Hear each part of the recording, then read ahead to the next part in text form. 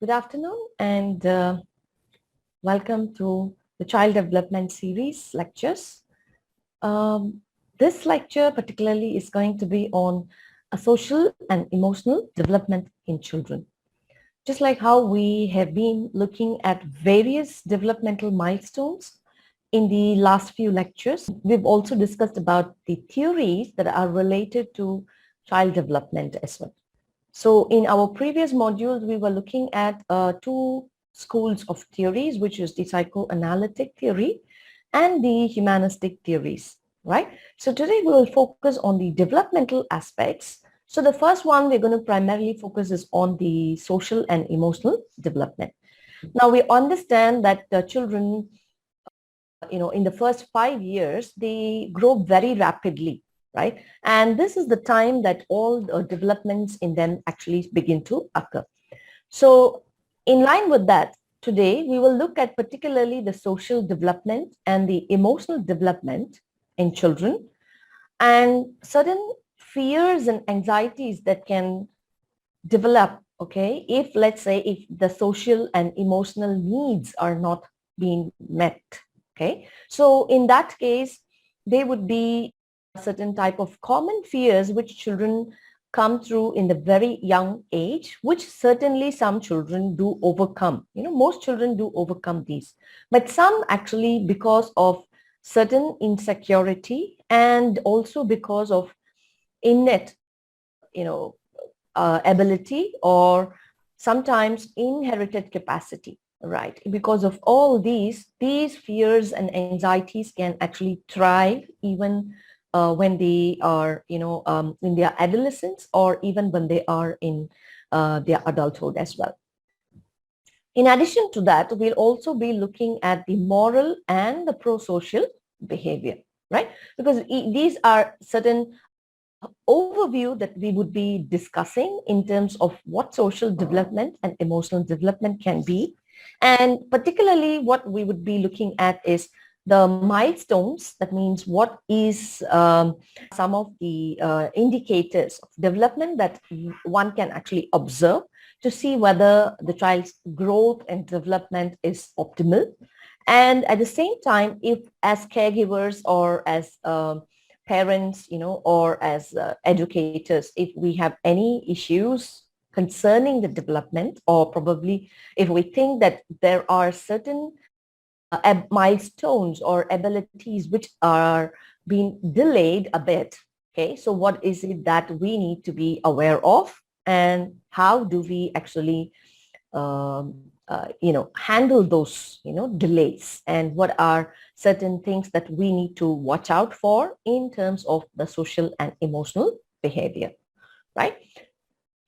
Primarily, what is social development? Now, social development, whether it is social development and emotional development, all of these, just like other development, it can occur, all right, simultaneously, as and when the physical development or the physical growth is happening in the children. And this is the time children begin to understand who they are and what they are feeling, okay, and how do they, interact with the people around them, okay, and also how do they interact with the environment around them so that they can actually, tune themselves or shape themselves to regulate their own behavior, right? So when we talk about social development, we can say that these social development and the emotional development are kind of like interdependent. So in such case, like if any issues or any red flags in the social development can also indicate a certain type of emotional triggers in the child, okay, and vice versa. Researchers have also found that emotional and social skills are very essential for the school readiness, okay, because this is the first time they're going to come out of their immediate home environment where they have been taken care of, where they have been used to a certain pattern of routine.